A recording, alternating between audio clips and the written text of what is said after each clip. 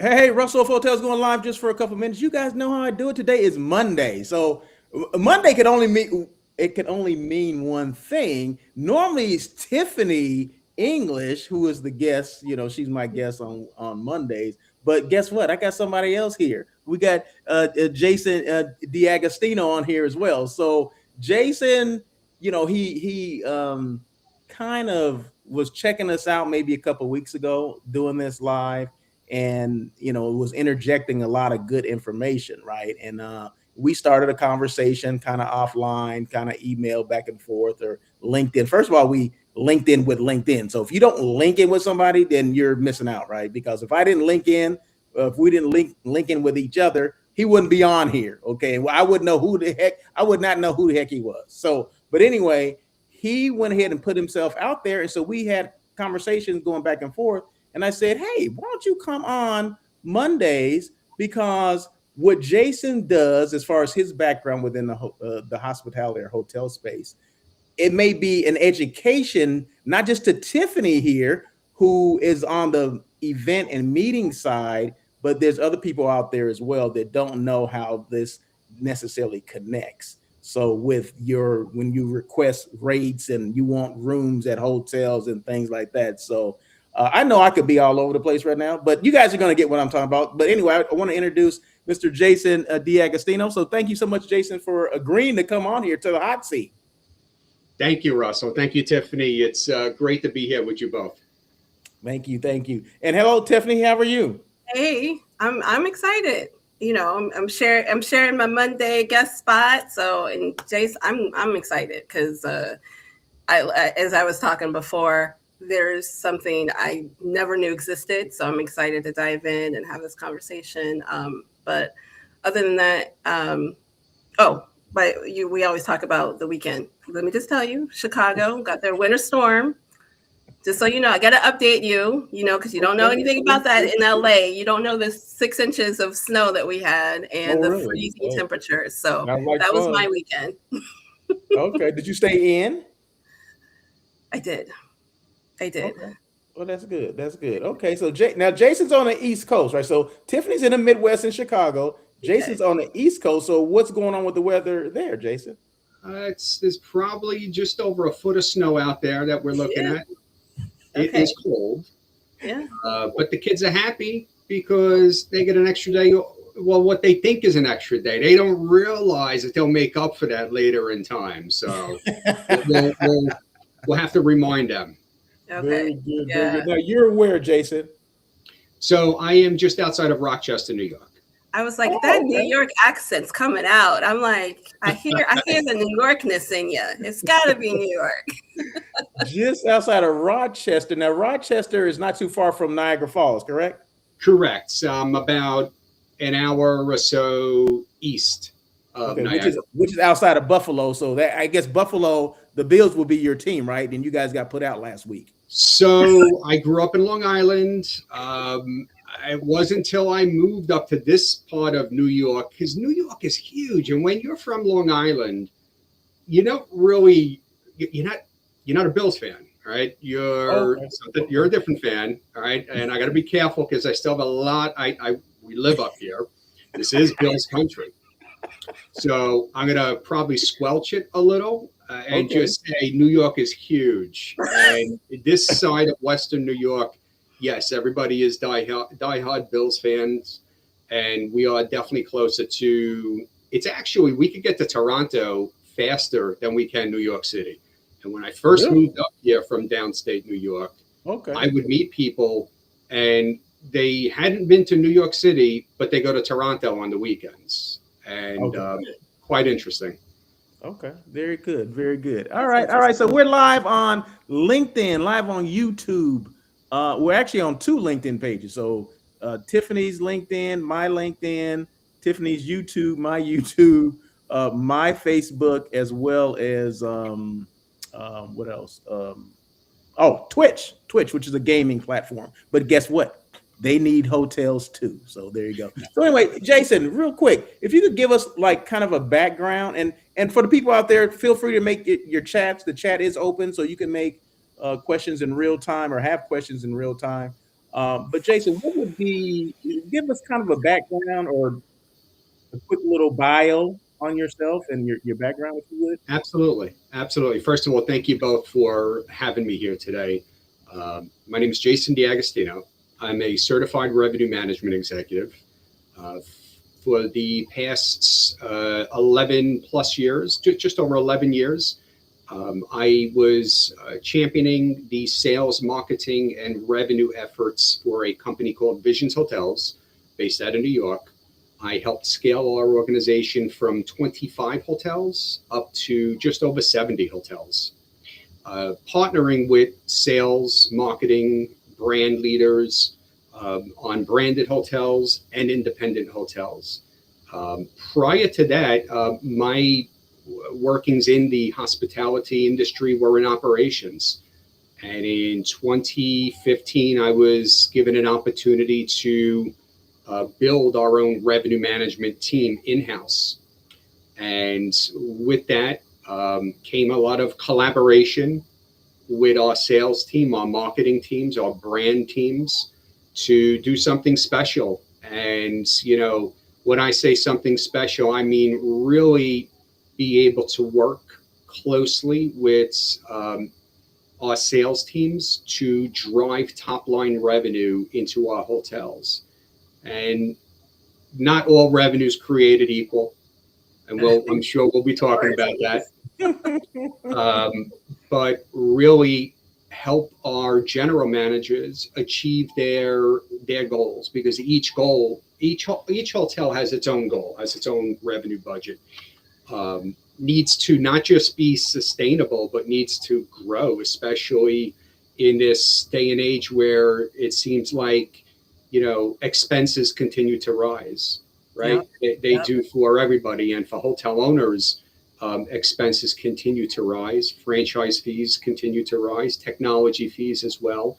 So we find ourselves in this position where we need to balance our hotels with different segments of revenue, and that's where relationships really matter. And I really enjoyed the first meeting that I had cued in and was listening to Russell and Tiffany speak about sales and about some of the nuances that event managers and people behind the scenes, and I don't just mean our sales managers have. I mean that Tiffany works with our sales managers. Prior to today, I really didn't have the privilege of speaking with the individuals working with our sales teams.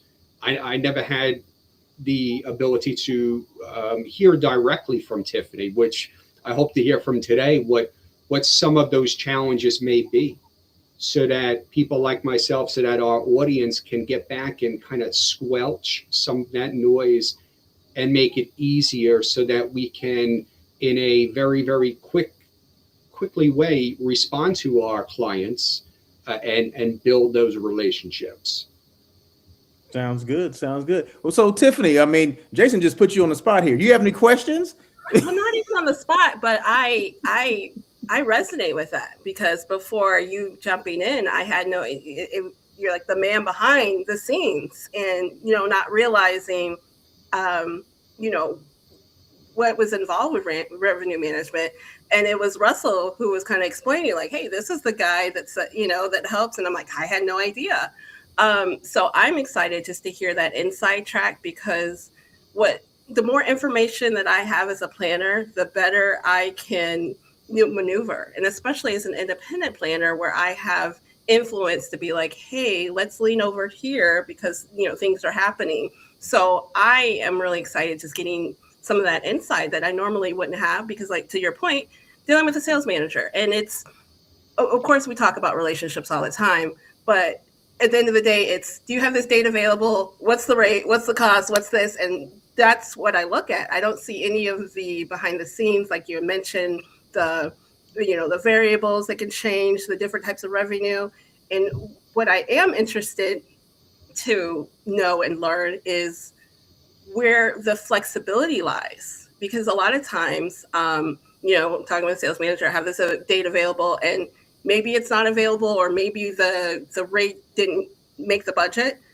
but then suggest, hey, we have a pocket of where, we can fit you in depending on the group. I'd love to know that information, because now I can go back to, my decision makers and say, hey, do we have a little flexibility in the dates? Do we have a little bit of wiggle room? Because the rate will go down 25%. And they're like, whoa. So any type, and that's my point, any type of that inside information that that I can get on my side, because at the end of the day, it's help me help you. I talk with Russell all the time. When I'm reaching out specifically, we want to do business. I don't have time to shop around and nickel and dime. If I'm going directly to you, how can we make this work? That saves us time and it gets you the revenue that you need. So any of those tips, just from the outsides of your end, and then maybe because we don't directly have those conversations, maybe giving that information to the sales manager that can, build on that relationship with the planner. So yeah, I mean, not so much a question, Russell, but more of a, can we get a little bit more definition of what goes along with, revenue management? How does it work, and how will it benefit me, the end user, the planner? Those are kind of my thoughts, right? Or just kind of the steps involved when say Tiffany sends out an RFP and then they respond via proposal, right? So sure. They have to get information from somebody, right? They're not just pulling it out of the air. They're getting it from somebody. And, but what she's saying is, and it, a lot of times this happens, there's like this low time or downtime between getting the rates and responding back to us as meeting planners or meeting professionals, but they're limited as the information they're giving us. So they're like, instead of giving us, maybe several dates that we have this availability, hey, we can save you some money on these dates, these set of dates. It's suggestive selling instead of just giving them the date that they asked for, or saying it's not available, and you're like, can I get a little bit more? Exactly. Is it not available? This group of dates, is it not available? This is one date. And to your point, Jason, you had mentioned about different streams of revenue. So me as an independent planner, I do have different buckets. So some are meeting space only, no rooms. Does that affect our relationship? And then there's hey, I have to source 100 rooms, and we do have flexibility of dates because we're planning a year and a half in advance. So I guess, are those different? I guess is there a difference too when you're talking about between no rooms, just meeting space only, and then rooms as well? Absolutely, and a lot of great questions there. So maybe let's start up at the top, where revenue managers are typically starting to build up their conversations and hopefully setting parameters. What I have found over the years to be the best practice, at least in the organizations that I serve and people who I advise, you don't want to keep salespeople waiting. So how do you do that? As you're preparing a budget, what you should also be doing is periodically during the course of the year, because things change. We want to build let's say thresholds. We have let's say 300 room hotel. How many rooms are we willing to let sales free sell? They don't have to go to they don't need to ask anybody. Now, GMs out there, that may sound scary. Okay, don't worry. Okay, your name is, you're signing off on it. But all kidding aside, Russell's laughing. You must be used to this. I'm like, what? This is new information. Because those are one of the questions he wants to talk about later. So where we are in advance, we're saying, look, if the hotel is at this % of business on the books or has this much of a gap, okay, we're okay, as long as you don't go below X, whatever that rate is. If you need to fall back, if you need to fade, yes, then you need to call your revenue manager and or your your general manager and get that dialogue, get that conversation going, right? That's the first thing we should be doing. And as revenue managers are building out those spreadsheets, they should be doing that in tandem with the director of sales or the sales manager of that hotel, really as a team, because there should be no silos in what we do, right? Sales, marketing, revenue. Tiffany, I think you said it well the other day. Marketing comes first. They don't know who you are if there's no marketing, right? There's certain things that need to happen. And if the marketing's happening and people are interested, that's great. Now we got to have we got the product. Now we got to know what the price is. And price is there's elasticity in what we do in pricing. So yes, we will make changes during the course of the year, hopefully several times throughout the year, because hopefully our demand is picking up, okay, and our inventory shrinking, which means our rates are likely going to increase. Caveat to that, Tiffany, would be as if somebody is looking at bringing food and beverage in. Mm-hmm. Is this something that does have opportunity for banquet space? Is it a hotel possibly buyout? Maybe it's not a buyout, but they're taking all of the meeting rooms, and there's good revenue that we could have in that. So another piece that revenue managers should be looking at: what's the total revenue that this group is bringing in, right? Yep. Or if it's a large hotel, what's the total revenue per available space or square foot, right? There's where your convention hotel's coming in, right? If they're doing, displays, if it's a convention, different ways that revenue management should be looking at these opportunities. So if we go back to, setting up that budget, we have those parameters. And what I like to do is I like to say, okay, if we're willing to go this low, what segment is that of business is that? Is that the segment that's coming in through CVET, right? So, that's what you mean by segment. Okay, I wasn't sure if you were talking about more of a my segment or affinity group. Okay. So when we look at what we look at revenue that comes in and we segment it out, it could be best available rates, known as bar rate, airline business, contract business, SMERF segment, corporates, walk-ins, etc. Those are different segments. And, when we're putting together our action plan, right, I like to work with our team and say, okay, if you go, part of your action plan should be, of your segments, we need to target X amount of clients or X amount of revenue in order to fill that bucket, right? Once we fill that bucket, we could go to the next rate tier. And in a perfect world, as these rate tiers are going up, the dollar amount or the ADR is a premium. Think of it as a triangle, right? And that base, that foundation, that bottom layer is going to be lower in rate. And as it tiers up to what we call our last room value, that's where the rates start to go higher and higher and higher. Okay. Interesting. Now, 1 second. So you mentioned segments. Now, he's talking about market segments. Okay. Mm-hmm. So for people that don't know, anybody walks in that door that has a reservation is given a market segment. You're put in a box. Okay. So are you group?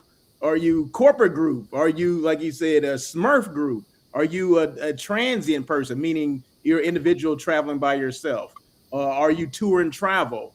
All these things are segments, are market segments that every person that walks in who has a reservation is put into. So you, Tiffany, if you're representing a group, the group is 10 rooms or more. So, and whatever segment you are, I don't know. What segment are you, Tiffany? Do you know? I'm corporate. Oh, so you're okay. So you're corporate. I like So yeah. I like to toggle, but primarily corporate. Let's be And honest. a lot of times the corporate, I'm glad you said that. A lot of times the corporate groups, they're more that they're going to charge you more than what they would charge a Smurf group. Yeah. Am I right, Jason? But it's interesting to get that. I was like, duh. Well, no, it's good to get that knowledge too, and again, communicating with the sales manager about what type of group this is, because sometimes it's corporate, but maybe we're talking about a retreat, but like you said, it's a Smurf group. I mean, sometimes they toggle between groups, so I think getting that clarification on who's going to be in your space helps as well. So the gloves just came off. So corporate, right? Let's talk about LRA, non-LRA. All right.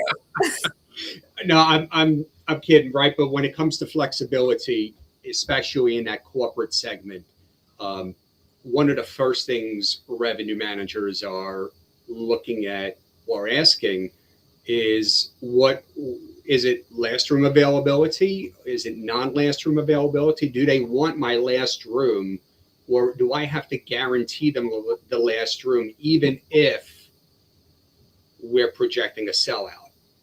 And if you remember what I just mentioned about that pyramid, type of modeling, that goes against what revenue managers would want to see in their hotels, because if we're projecting a 95% occupancy, if I could sell bar at 189, but that corporate rate is 159, why do we want a discount? And then that's where the salesperson, is coming back and saying, well, Jason, we have a relationship with them. They guarantee us a minimum, right? And again, what is guaranteeing, but then there's what's the minimum spend? And then is it just, and then that's where I like to hear a sales manager kind of push back the revenue manager and say, hey, Jason, it's not just the spending on the room night. Remember, they spent X amount of dollars in banquet space because they had corporate meetings here. They spend money in the outlets every night. They use the bar. Look, if we're a Fairfield Inn or a select serve property, that's okay too. There are times that we do need that business. And I think that there's where revenue managers also need to be flexible as well. Go back to the STAR report and look to see how are we doing with MPI, with market penetration index. Do we have opportunity? Are we losing on those days? And you know what, maybe we do need to start, evaluating and being more flexible. I also feel that I would rather, even if it's giving up last room availability, some people may not want to hear this, but it may still make sense even if the dollar isn't there. Well, why is that? I'm going to put my operations hat back on. I'm willing to bet that the cost per occupied room on that checkout is less wear and tear from that corporate guest than perhaps another segment of business. Huh. Okay. Like Smurf. Sure. Yeah. Or a group like a sports group. Some teenagers coming in there because they're going to be. I'm not saying that across the board they tear up rooms, but they're more likely to do it than a corporate group. Well, I mean, look, if they're coming in with bags and boxes of equipment, right, that they need as part of their luggage, it's a known fact that that's going to have an impact on the physical asset, right? And it happens. We've seen it all the time. We've seen it often. So yes, there's where general managers sometimes need to say, you know what, would I rather deal with what segment of business is also going to be better for the house? Okay. Let's go back to that, Fairfield Inn, Hampton Inn that doesn't have the bar. Is there the cost per occupied room? That corporate guest is likely eats less or consumes less of the free amenities, right? Such as your complimentary breakfast, then having another segment of business in there. So again, there may be some trade-off, but that trade-off is going to deliver a better profit in the long run for that property. Interesting. So it goes deeper than just, black and white, what's on paper. So it's Yes. thinking about, okay. And again, I mean, and I think we're all saying the same thing. It's that relationship, because now the sales manager has that information that can relay that to, because, well, the importance of building that relationship, especially if it's, a repeat business, you know what I mean? It's someone that's, hey, I know how this group is going to be. We've had them before, I know their needs. And so they're more likely to fight for that group because of that relationship than someone that did an RFP on Cvent and you don't know them, It could be, It could be. I mean, I'm just saying the relationship will, plays a key sometimes. Yeah, yeah. Let me just say this: the sales manager, it's up to them, and correct me if I'm wrong, Jason. For them, it's up to them to fight for their groups. Yeah. Right. So if they want that group, they're gonna have to show some passion about it. I do have this relationship with Tiffany, and I know that they booked here in the past, and they want to come back, or this is like a series of meetings that they're gonna have here. You know what I mean? So they may take a lot, not necessarily a loss, but it may not be the most desirable piece of business on this first set of dates, but because they want to sign multiple dates or multiple year contracts, it's going to pay off in the long run. Absolutely, and I love that analogy with the series, because we've seen this before, where there may be sales manager may represent 5 hotels in a portfolio, 6 hotels, whatever that number is, and it is possible that in order to gain the series for the portfolio, one of those hotels took a lower rate. Nobody wants to be that hotel, that GM taking that one at the lower rate. But, there's where we need to think big picture. And there's where GMs may need to say, you know what, if this is what it takes so that the portfolio wins, then this is what we're going to do. And back to your point, Russell, that's where that sales manager is going to have that passion and say, I've got, fight for their piece of business and close on it.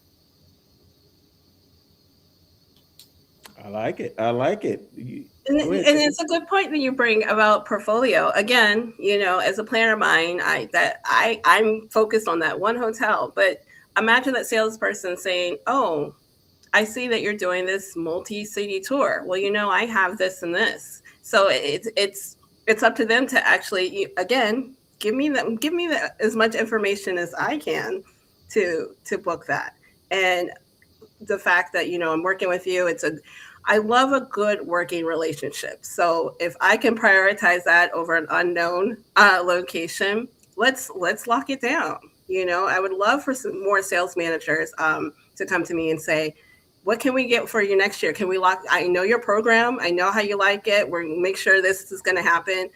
What are your dates next year? Or what's the time frame? What can we do to kind of steer ahead and be priority? I personally would love that, because now it's less time that I have to search for, booking. But I'll be honest, I don't get that quite often. I don't get a sales manager looking ahead. So Tiffany, what's probably happening in that scenario is you have a GM who, we had let's say it was a hotel buyout, was a great event, right? Hotel made money, everybody was happy, everything went great. And you know what? Your coordinator, whoever it was, they redesigned the agreements. They've got everything ready to go. And why can't we sign this? And I've seen this. It's because what's happening now is hindsight's 2020, right? Everyone's going back and they are looking to see, okay, did we undersell? Could we have made more money? If everybody was so happy, could we have moved that needle just a little bit more? Okay, you know what? It was a hotel buyout, and we made X amount of dollar in rooms, and likely they probably took concessions on the banquet space. Mm-hmm. Did we have to do that? Could we inch this just a little bit and squeeze out some more to show some incremental revenue? Remember, on the banquet space, okay, they're most likely not paying franchise fees or less franchise fees on that revenue than they are the room revenue, right? So, what's happening behind the scenes and why that delay is they're waiting to get everybody together at the hotel to go through labor and expenses and see what should that new rate be for inflationary reasons, and just really how do we increase it. So I think that's more than likely that pushback that you may be seeing. And how I would, if I was on the other side, if I was on that sales side, is I would probably go back in and schedule a meeting as soon as I can. I would, have that meeting and kind of go through line by line what we've received invoices for, and say, look, we understand there's going to be an increase. Where do we want these increases to be, right?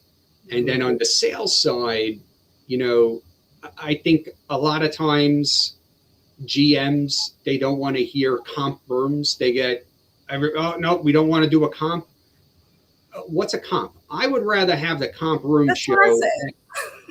I would rather the comp room show than another expense line on my P&L. Okay. Because we have to go through those P&Ls even deeper, and it is harder to explain that during a monthly meeting than it would be a comp room. The comp room is a cost of doing business. And I think the faster that some people absorb that philosophy, I think the faster we're going to build those relationships and deliver better results to our sales teams. Okay. What do you think, Jason? Well, moving forward, so since Tiffany has kind of laid the groundwork here, maybe some of the stuff that she wishes a sales manager would do. The relationship between the revenue manager and a sales manager, how is that? And do they know what they go through or what objections that come up? And has like a revenue manager ever sat down with a sales manager that you know of? I mean, I'm sure this has happened somewhere in the world. I mean, in your world, does that happen where they understand exactly what they're going through? It doesn't happen. That's a great question, and it doesn't happen enough. And I think that's why, as you're hearing me speak, for the sales managers out there, it's probably a breath of fresh air. For somebody like myself, I've worked many different hotels and select serve hotels. I opened up the Fairfield Inn in downtown, in Times Square, New York City. And it was a dual role between DOS and assistant general manager. So as a DOS opening up a high profile New York City hotel, I heard two things. I heard build it and they will come. And then I heard somebody else say, you got to hit the streets. You got to you got to put business on the books. Okay. They will not, it's not just you, it's you against 1,000 other hotels. I understood both people, but I got to work as quickly as I can. I didn't stay in sales. That just wasn't where I wanted to be. I wanted to pursue operations at the time, and it helped my career tremendously. But I gained a strong affinity and respect for the sales teams and what it's like to have that type of pressure and what it's like to have those types of deep conversations and different targets and having to cultivate relationships. And sometimes doors are opened and sometimes they're closed, right? Sometimes they're left partially ajar, right? And I'll take that a step forward. One thing that I always prided myself to be is I want to be somebody who's easy to do business with. 100%. Mm. So when I fast forward to my revenue management hat, and this didn't happen overnight, I I've got a lot of people who helped me again throughout my career and helped me get to, where I am currently, and helped me see things in different lenses. But to be able to take a step back and know what it's like for a sales manager, I guess this is a long answer to a short question, Russell. No, they're in revenue management. They don't make you sit down with the sales team to see what it's like. But every year when we go through budgets, and constantly I communicate with sales managers so that we can build trust, because we're in the trust business. Mm-hmm. As revenue managers, people need to trust that the advice that we're giving is going to help them achieve their goals, right? Sales managers in particular are set with heavy goals that they need to achieve, which is going to really say whether or not they continue where they are or not, right? There's a lot at stake is what I'm saying.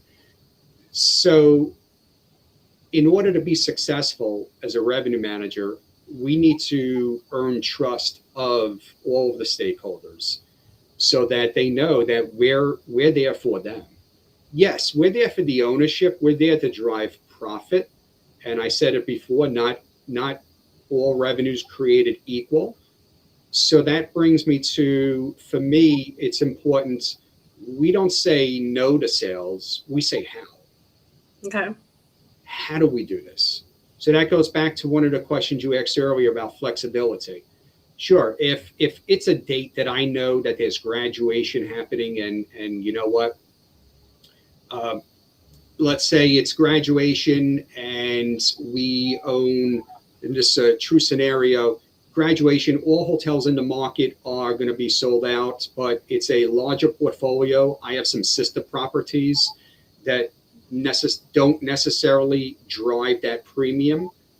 Maybe I could put that opportunity at another hotel, right? It's a little bit further away, but not too far away, and make it a win so that the portfolio wins, so that the sales manager is able to also show value. You have the relationship with me. This year, graduation's falling on this date. Okay, let's put it at our sister property. That may work, that may not work. Maybe we need to do something where we're offering a reduced rate, but we're offering it, okay, on a different day of arrival. That may be a possibility. Maybe it's something where we say, look, we could do this, but do you really need all 20 of the rooms? Okay, is this some type of tournament? And is it something where room counts could be reduced, right? Okay, is it something where we could adjust the length of stay? If it's a commissionable piece of business, what's the commission structure look like? And, what could we do to, adjust if possible? At the end of the day, when you're hitting these high volume dates, these special event dates, you don't want to be that hotel that doesn't sell out. You don't want to be the hotel that sells out.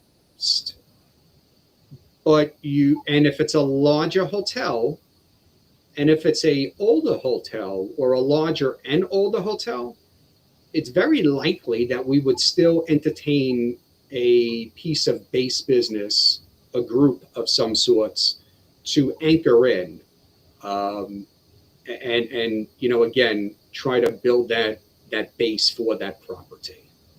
No, I've heard that before. I've heard the phrase, and I nodded and smiled because it's not my language, but but I've heard the anchoring of dates, and I've also heard different timing. So depending on my group, if I'm doing no rooms and just need meeting space, and they're like, well, we have pockets, but I remember a couple times last year where they wouldn't guarantee anything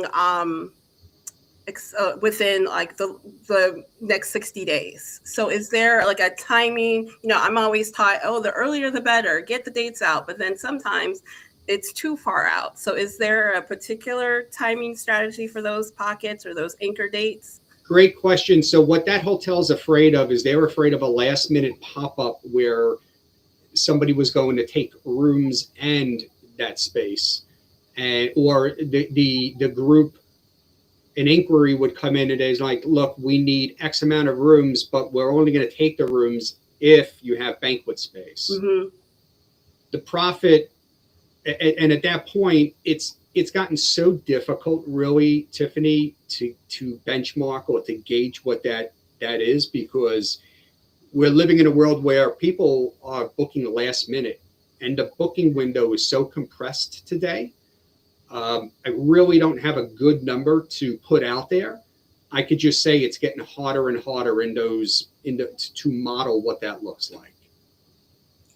Yeah. Okay. Yeah, I've heard that before, and to your point, I think I'm gathering that you don't want to lose that meeting space, provided that a group is coming in with rooms.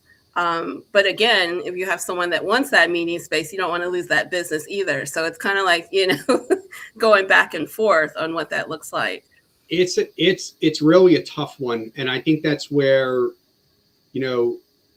keeping track of the historical demand patterns is important for hotels.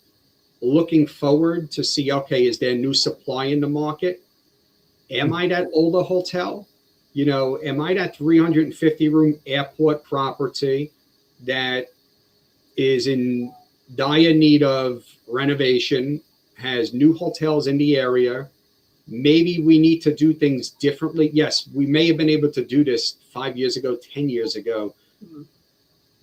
But today we need to loosen up our restrictions. And you know what? I've revenue managed those hotels also. And, you hear from GM, no, we don't want to do it, but we have to. What's your business? What are you pacing like? What's your business on the books? Okay. There's an old expression. If we always do what we did, we'll always get what we got. And that holds true. But as that is happening, it's so important that we look out our windows and we look at what is new in the comp set. Post-COVID, after, funds started loosening up and, interest rates adjusting, more hotels are renovating now, right? Yeah. Hotels are opening again, new hotels. So you've got new supply. That is a threat to old supply. So again, depending upon that market, Tiffany, I would really look at that too and say, look, you've got 5 other hotels that just opened, right? 3 new hotels, whatever that is. Are you sure that there's no flexibility? And just remind them of the inevitable, because that's where things kind of catch up. Yeah, that's some good stuff there. You hit some good stuff, because and a lot of people on our end, meaning planners or whatever, they don't pay attention to this. This is why I use Cvent, okay? Because Cvent has dates when that hotel was open, when that hotel last renovated, which a lot of people don't pay attention to. And I guarantee you, Tiffany has never looked at those things. Am I right? You didn't have to do that. You did not have to put me out like that. So, but it's funny. I was going to mention renovations, not quite like that, but Russell and I talked about it a few weeks ago about how we're paying attention to those renovation dates. We even talk about what's our threshold of what we're willing to, go. And, we do, well, I do. I play COVID and the pandemic into play, because a lot, that wear and tear wasn't on the hotel, between those years. But if we're talking about last renovation in 2005, that's just out. We're just skipping along, for the most part, if it comes to a certain program. So, even though Russell wasn't as eloquent, yeah, I don't pay attention to what's on CVent, because particularly I don't have to source many hotels in one location. So I don't know. I just go direct. But that is a question that I do pose. What's the last renovation date? And that's important to us as planners. Yeah, that is important. That's definitely a So moving forward, Tiffany, and this for planners that are out there, those are things that we should look at. And I'm saying we. Well, I mean, I'm not just throwing you out there on this island by yourself. Well, no, I look at it. I'm just not in CVent looking at it, but I do look at the renovation dates. Yeah, but Jason has brought up some good things that we need to look at. I mean, as far as and what we need to consider when we're maybe what they consider. So we're looking at some of the things that he considers as far as the rates concerned, and we need to look at certain things that fluctuate the rates for us. Because if it's an older property, maybe you have more negotiation power. Okay. Hey, I know your hotel hasn't been renovated in 10 years. Okay. So, you can play one against the other if it comes down to that. I mean, those are things that we as, meeting planners, meeting professionals, event planners, I mean, we need to know that. And then they need to know that, hey, they've done their homework is what it comes down to. Yeah. We're trying to build relationships and all that, but sometimes you got to pull something out. You got to pull that card out of your back pocket like that. Hey, I know your hotel is owed. Okay. And we want to bring business there, but we're not going to do it at this rate. Okay? I like that. Can you help us out? Can you help us out? Can you go back to Jason? I know he's the director of revenue management there. Can you go back to him and explain to him on our behalf why you need to come down on this rate a little bit? Yeah. I mean, and it helps out both parties, because sometimes we have tunnel vision. Remember, I worked at 14 different hotels over the last 25, 30 years. Okay. We can develop tunnel vision a lot. Okay. And Jason mentioned something, new supply coming in, older hotels. I mean, all those things were like buzzwords to me, Jason, because I don't know if it's PTSD that I got, but it's something similar to that. So thank you for that. And then, different markets too are different things. I mean, you had mentioned something. I let it go, but you had mentioned something about the quote of, in New York, if you build it, they would come. I kind of understand that, but I'm like, yeah, you still have to go out and market. But at the same time, when you're talking about these older hotels, are they in a desirable area that we need to be in? This is 10 feet from where we're going to the convention, or this is right here in the heart. We need to be at this hotel. It's older, but what can we do? Because we can, you know what I mean? So having that information, like you said, Russell, but it's not cookie cutter. It doesn't work for every city and every location. So understanding that, doing your homework, doing the research, and then how can you put that in that location? Does that work for you? So, something like New York, where you're like, hey, it's an older hotel. Can we get a little break? But it's right here in the heart of Times Square. So those are variables too that you have to consider. Yeah, you're right. You're right. Absolutely right. Hey, we're on with Jason D'Agostino. Of course, Tiffany, this is Monday, so we're devoted to Tiffany, but we got Jason on here because he's given information that a lot of event planners need to know. Okay. And people that don't know how hotels operate or how they come up with rates. So Jason has dropped a lot of nuggets for us, and we appreciate him coming on. So I'm gonna say this one more thing, and then we're gonna transition off of this because we're about 3 minutes, but we're gonna go a little over because I have like a couple quotes that I wanted to share, and these have necessarily nothing to do with revenue management, but just in general things. Okay, and you'll see what I mean when I get to that. But Jason brought up something that that's important, that the history that hotels will log in, or they'll remember, like, okay, different certain groups come in on certain times, or the city is busy on certain dates. And he mentioned like graduations or things like that. It could be high school graduation, it could be college graduation. But anyway, it's impacting that hotel. So it's important that groups, prospective groups, know that. Why is there a spike in this rate, from one week to the next? Oh, because we got the Grand Prix here. I mean, the Grand Prix is that week. Next week is not going to be there. So maybe we can come down a little bit on the rate. So all those things matter when it comes to them giving us rates and us asking for multiple rates, instead of just saying, hey, we can only do it on January 12th through the 15th. You know what I mean? And then, well, 12th to the 15th, we're sold out and everything in this area is sold out. So that's why we have to give them, we got to help them out too, right? We're always asking for help, but we have to give multiple dates too. So I know sometimes, and I deal with a lot of corporate groups where they're just hell bent on these dates. We got this board meeting and we got to have these dates. And then when it comes down to the rate being $600, like, oh, well, wait a minute. Well, maybe we can go to the next week. You know what I mean? So I've sat on those meetings like, well, you know what? We've changed some dates because of that. All the time. Yes. I'm like, go on, can you give me some, alternate dates? Oh, no. But then when you come up with that rate, they're like, oh, well, yeah, we can go to the next date now, the next week or whatever. But anyway, all right. So I'm going to give, and both of you guys can answer this. Okay. So these are quotes. These are quotes from Russell of Hotels. Okay. So here we go. Social media isn't one and done. It's intentional, consistent, and visual. What does that mean to you? Social media isn't one and done. It's intentional, consistent, and visual.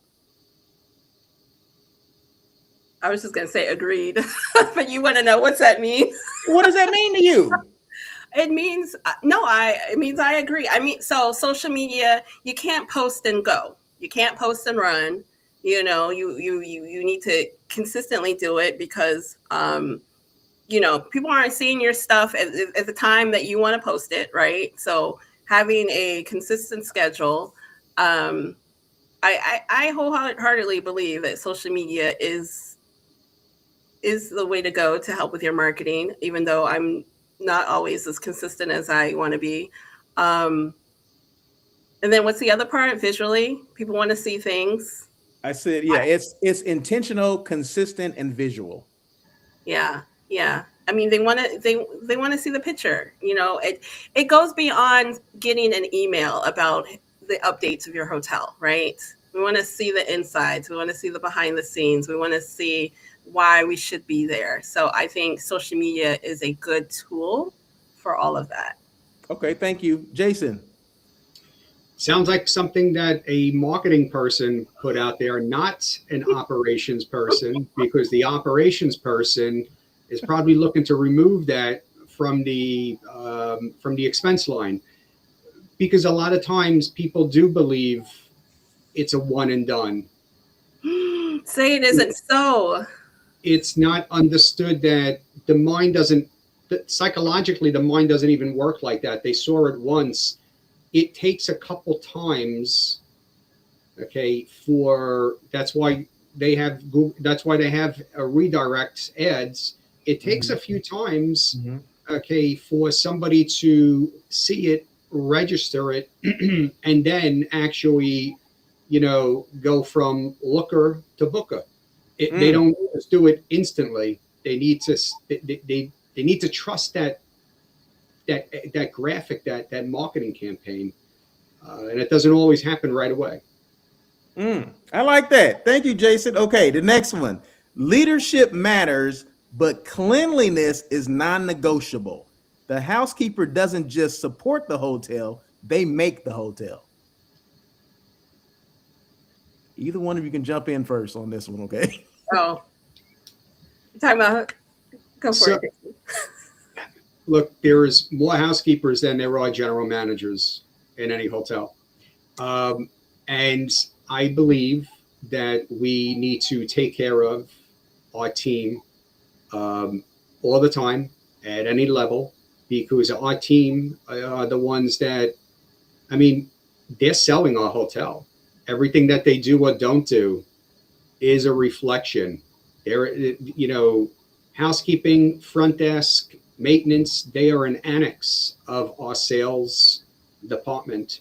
And they can make that experience great or not great and turn somebody from a one-time guest to a repeat guest.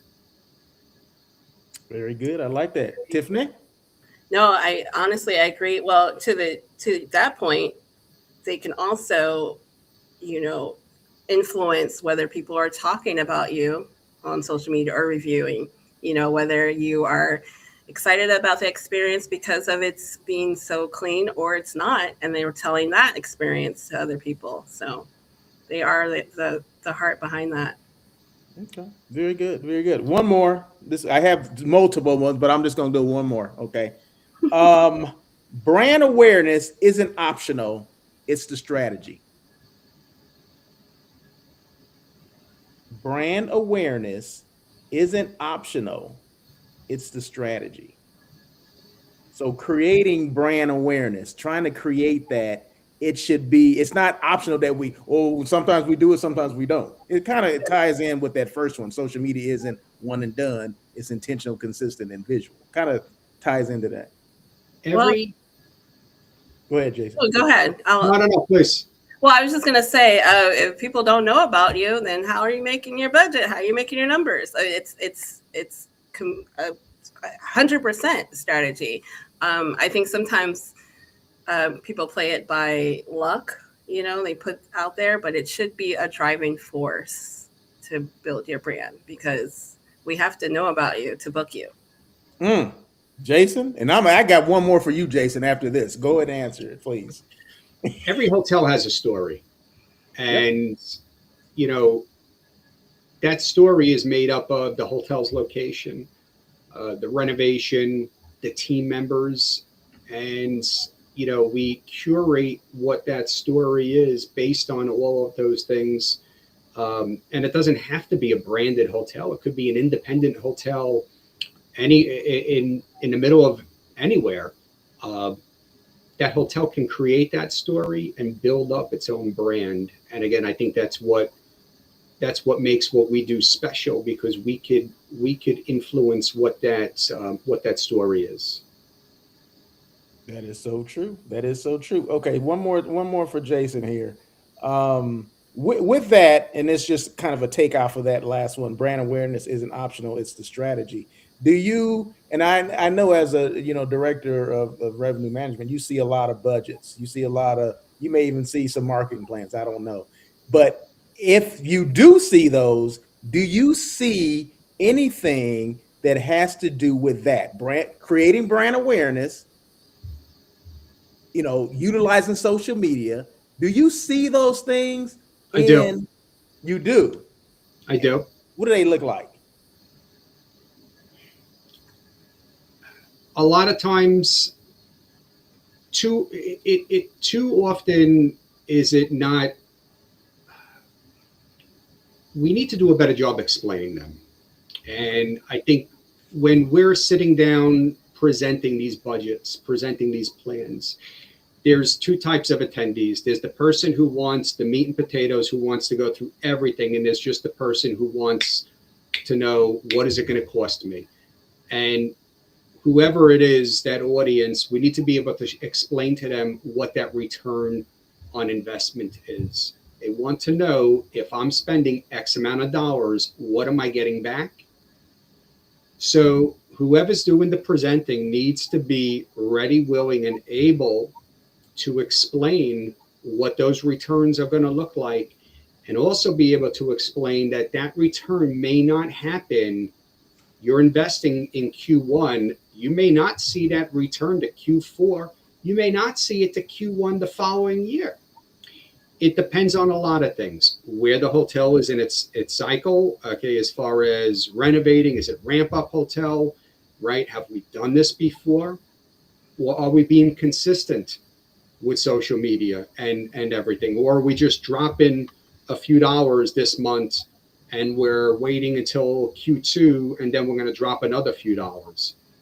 I would rather have consistently a few dollars spent every day or every week.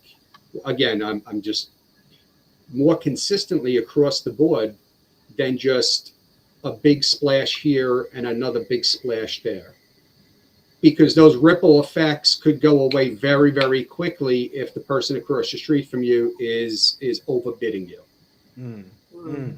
mm. Okay, gotcha. I like that. See, there you go. That's what I didn't want. I mean, I wasn't looking for that, but I was looking for, just the engagement and a different perspective on things. So I appreciate that. I definitely appreciate that, My because pleasure. I'm always asking that question to hotel leaders, and you're probably the first one that actually said, "Yeah, I've seen it, and but it's a little vague. It needs to be more, that kind of thing." The other ones are like, "No, it's not in there. We don't. I've never seen it before in my life." So I appreciate that.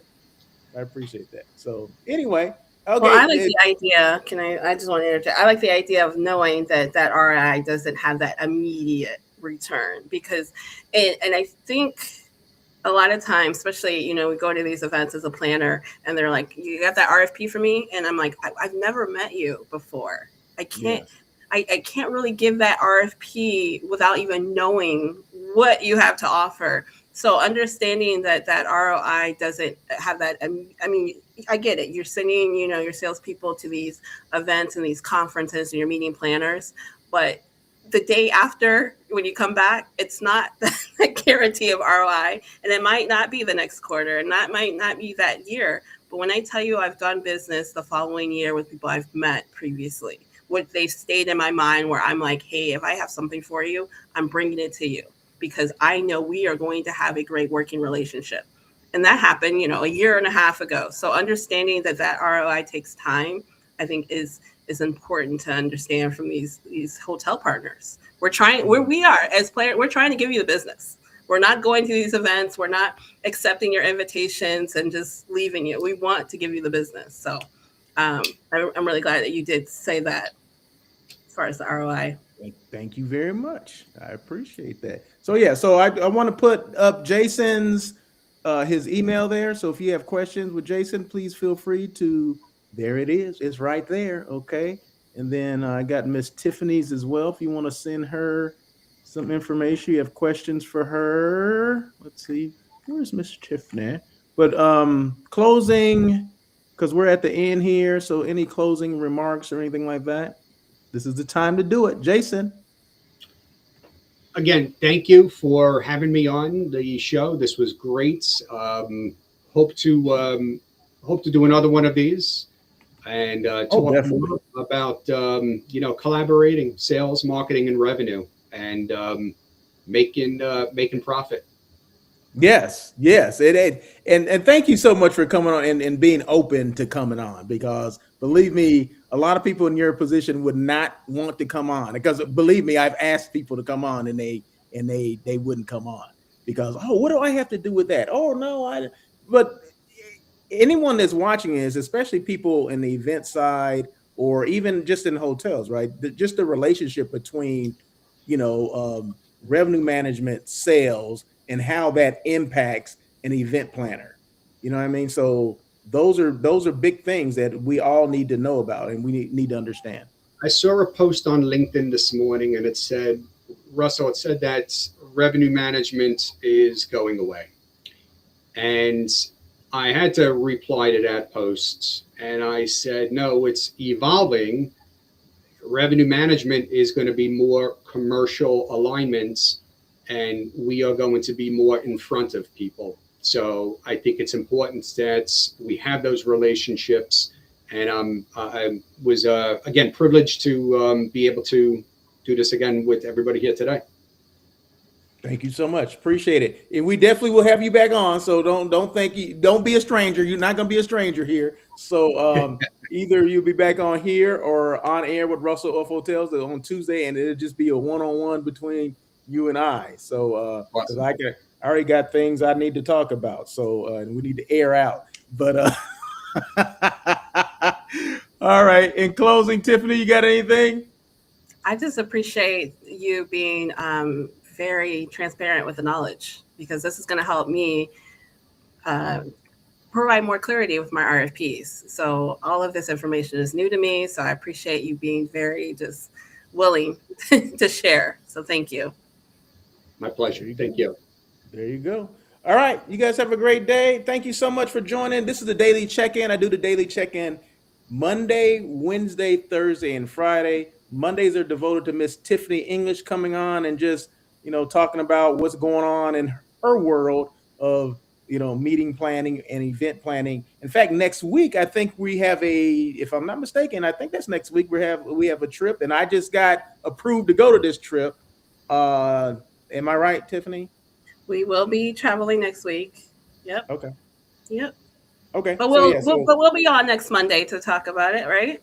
Yeah. We'll be back on it Monday, and then we'll probably do some things remote from where we're going to be. We won't let you know exactly where right now, but hopefully I'm sure the hotel will be great and the destination will be great as well. So, but that's a wait and see. Okay. I'm not going to let you know right now. So there you go. But anyway, thank you so much, Jason. Do appreciate you coming on once again. This is Jason's email address. So if you have any questions at all, feel free to reach out to him.